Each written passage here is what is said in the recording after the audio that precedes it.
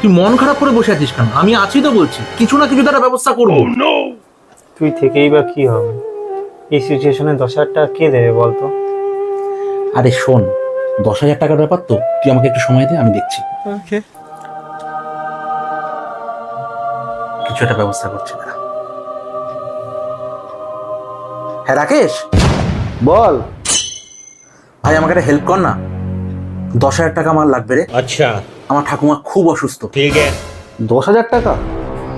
ভাই 10,000 টাকা তো এই মুহূর্তে আমার কাছে হবে না।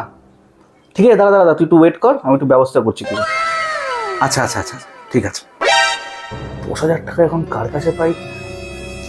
অভিষেককে একটা ফোন করে দেখি।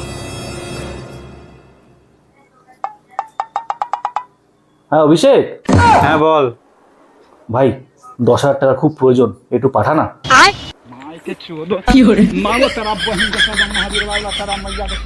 ব্যবস্থা করেছে? আরে কই যাস, আমি বলছি তো ব্যবস্থা করবো। তোর বাবার ব্যবস্থা।